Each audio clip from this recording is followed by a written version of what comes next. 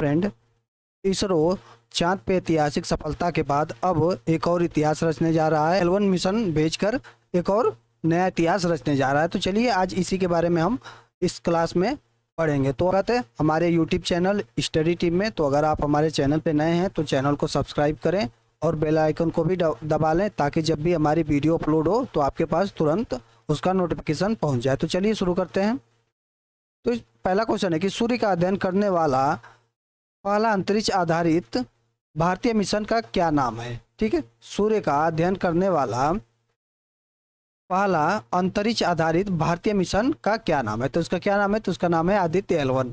Option number A सही होगा। चलिए इसके बारे में जानते क्या है कि आदित्य L1 सूर्य का अध्ययन करने वाला पहला अंतरिक्ष आधारित भारतीय मिशन होगा। ठीक है, यह भारत का पहला अंतरिक्ष आधारित भारतीय मिशन है। आदित्य L1 अंतरिक्ष यान को सूर्य पृथ्वी प्रणाली के लैग्रेंज बिंदु, जिसको हम L1 बोल रहे हैं, ठीक है, इसी के नाम पे आदित्य L1 रखा गया है। ठीक है, उसको L1 का L का मतलब होता है लैग्रेंज।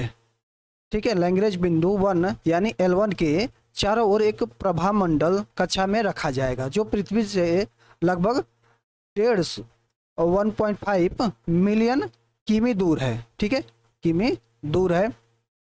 L1 बिंदु के चारों ओर प्रभा मंडल कक्षा में रखे गए उपग्रह को बिना किसी ग्रहण के सूर्य को लगातार देखने का प्रमुख लाभ होता है। इससे वास्तविक समय में और सौर गतिविधियों और अंतरिक्ष मौसम पर इसके प्रभाव को देखने का अधिक लाभ मिलेगा। ठीक है, ये आदित्य L1 को L1 बिंदु पर एक चारों ओर रखने का ये फायदा है। चलिए आगे बढ़ते हैं और आगे भी हम इसको और अच्छे से समझेंगे।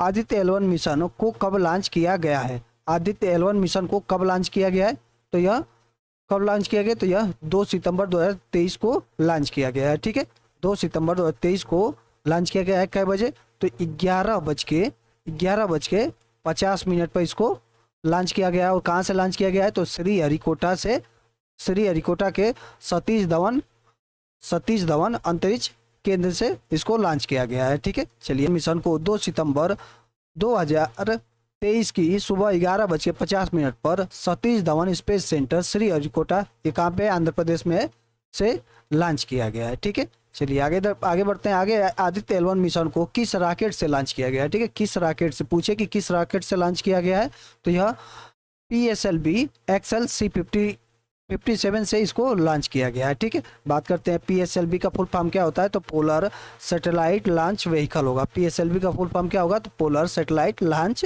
व्हीकल।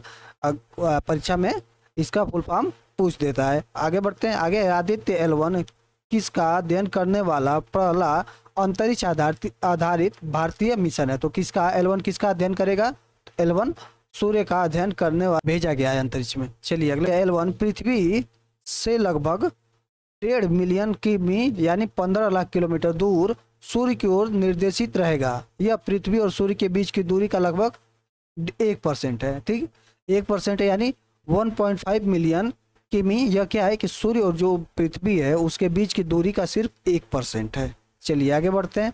आगे है कि आदित्य L1 मिशन में L से क्या तात्पर्य है। L से क्या तात्पर्य है, तो यह है लैग्रेंज। ऑप्शन नंबर डी सही होगा।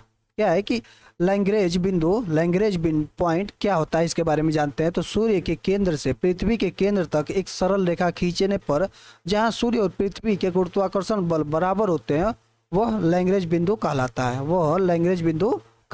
लैग्रेंज बिंदु पर सूर्य और पृथ्वी के गुरुत्वाकर्षण बल समान रूप से लगने से दोनों का प्रभाव बराबर हो जाता है। इस स्थिति में वस्तु को ना तो सूर्य अपनी ओर खींच पाएगा, ना पृथ्वी अपनी ओर खींच पाएगा। ठीक है, जैसे यहाँ पे 2 पिंड हमने बना दिया और इन दोनों के बीच हमने एक सरल रेखा लाइन खींच दी।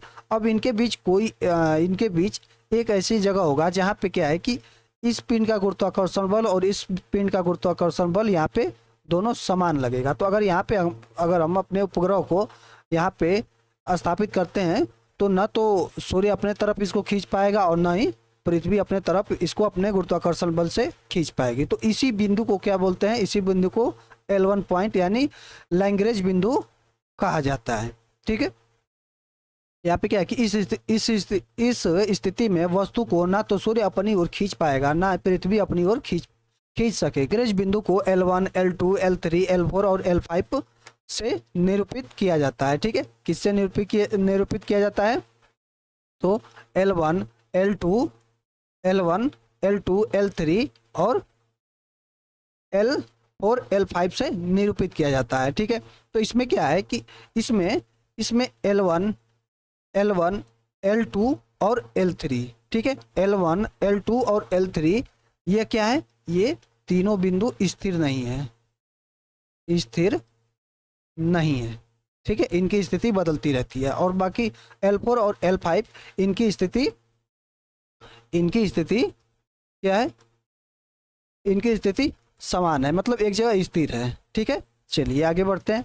आगे हम पढ़ेंगे आगे है कि आदित्य L1 मिशन को किस स्पेस एजेंसी ने लॉन्च किया है। ठीक है, किस स्पेस एजेंसी ने लॉन्च किया है? तो वो इसरो ने किया है। ठीक है, चलिए इसरो के बारे में हम तो पढ़ते हैं। इसरो का फुल फॉर्म क्या होता है? तो इसरो का फुल फॉर्म होगा Indian space research organisation, Hindi में भारतीय अंतरिक्ष अनुसंधान संगठन। इसका मुख्यालय कहाँ है? तो इसका मुख्यालय बेंगलुरु कर्नाटक में, कर्नाटक के बेंगलुरु में है। स्थापना की बात करें तो इसकी स्थापना 15 अगस्त 1979 को 69 को इसकी स्थापना हुई थी। बात करते हैं कि इसके संस्थापक, इसरो के संस्थापक कौन थे? तो विक्रम साराभाई क्या थे? इसरो के संस्थापक थे। और वर्तमान में हम अध्यक्ष की बात करें तो वर्तमान में अध्यक्ष कौन है? तो एस सोमनाथ वर्तमान में इसरो के अध्यक्ष हैं। और एक और क्वेश्चन पूछता है कि इसरो के पहले अध्यक्ष कौन थे? तो वो थे विक्रम साराभाई। ठीक है, इनको भारतीय अंतरिक्ष का फादर भी कहा जाता है, भारतीय अंतरिक्ष का फादर भी इन्हीं को कहा जाता है। चलिए आगे बढ़ते हैं। आगे नासा के बारे में हम जानते हैं कि नासा का फुल फॉर्म क्या होगा? तो नासा का फुल फॉर्म होगा national aeronautics and space administration. ठीक है, ये नासा का फुल फॉर्म होता है। इसकी स्थापना की बात करें तो इसकी स्थापना 1 अक्टूबर 1958 को नासा की थी। ठीक है, नासा का स्थापना कब हुआ था? तो 1 अक्टूबर 1958 को नासा का स्थापना हुआ था। मुख्यालय की बात करें तो मुख्यालय कहाँ पे है? तो मुख्यालय है वाशिंगटन डीसी में। ठीक है, वाशिंगटन डीसी में नासा का मुख्यालय है। आगे बढ़ते हैं। आगे हम पढ़ेंगे कि रोसकॉस्मोस ये एक स्पेस एजेंसी है, तो ये रसिया की है और इसका फुल फॉर्म होगा रशियन फेडरल स्पेस एजेंसी, इसका फुल फॉर्म होगा। ठीक है, 1950 के दशक में यह सोवियत अंतरिक्ष कार्यक्रम के नाम से स्थापित किया गया था, जो 1991 में सोवियत संघ के विघटन के बाद रोसकॉस्मोस के नाम से जाना जाता है। ठीक है, 1991 में जब सोवियत संघ टूटा था तब से इसका नाम रोसकॉस्मोस जाना जाता है। यह शुरू में रूसी अंतरिक्ष एजेंसी यानी रशियन स्पेस एजेंसी के रूप में शुरू हुआ, जिसे 25 फरवरी 1992 को स्थापित किया गया था और 1999 से पुनर्गठित किया गया। ठीक है, इसके मुख्यालय की बात करें तो इसका मुख्यालय मॉस्को में है। आगे बढ़ते हैं। आगे ये क्वेश्चन दूसरे पे आ गया है, आधा आधा हो गया है, तो पढ़ लेते हैं हम। L1 बिंदु पृथ्वी से कितनी दूरी पर है? L1 बिंदु पृथ्वी से कितनी दूरी पर है? तो अभी हमने पीछे बताया कितना है, 1.5 मिलियन किलोमीटर दूरी पे है। ऑप्शन नंबर ए सही होगा, ये उसी का क्वेश्चन है। चलिए अगला क्वेश्चन पे आते हैं। अगला है आदित्य L1 सूर्य पृथ्वी प्रणाली के लैग्रेंजियन पॉइंट यानी L1 के पास किस ऑर्बिट में स्थापित किया जाएगा? तो किस ऑर्बिट में स्थापित किया जाएगा? तो वो है हेलो ऑर्बिट में स्थापित किया जाएगा। ऑप्शन नंबर सी सही होगा। अगले क्वेश्चन पे आते हैं। अगला है कि आदित्य L1 मिशन का प्रमुख विज्ञान उद्देश्य क्या है? ठीक है, आदित्य L1 मिशन का प्रमुख वैज्ञानिक उद्देश्य क्या है? ये वैज्ञानिक होगा।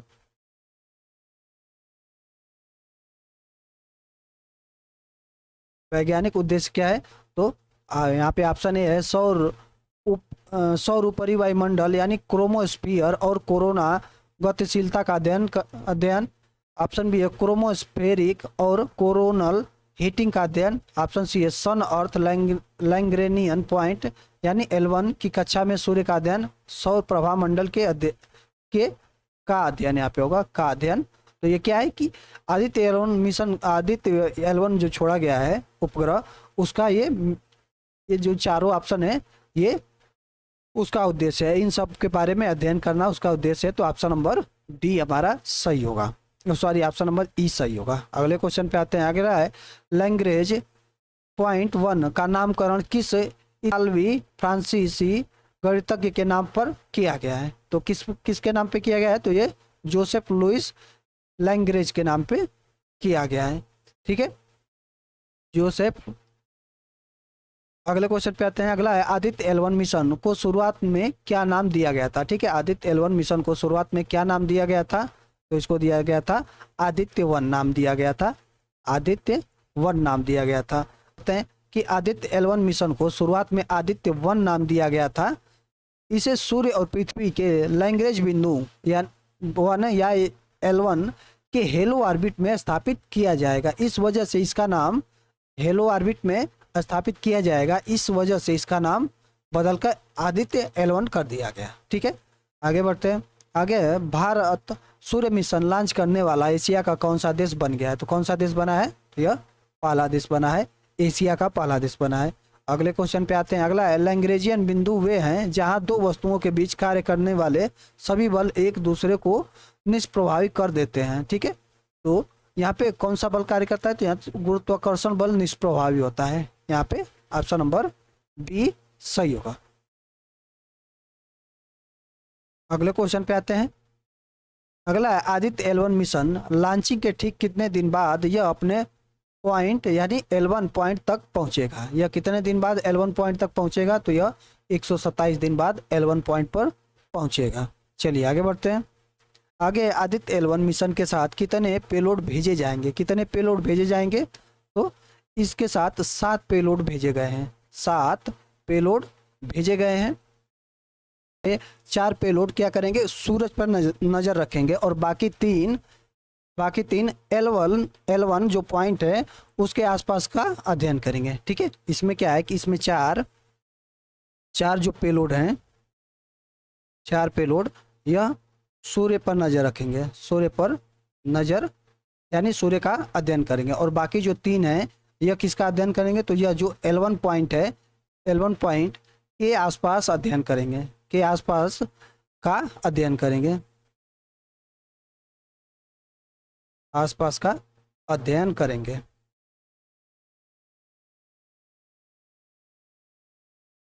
ये आसपास का अध्ययन करेंगे। चलिए इनके बारे में जानते हैं। तो जो 7 पेलोड हैं उनको हम लोग पढ़ते हैं कि वो कौन कौन से हैं। तो पहला है VELC यानी विजुअल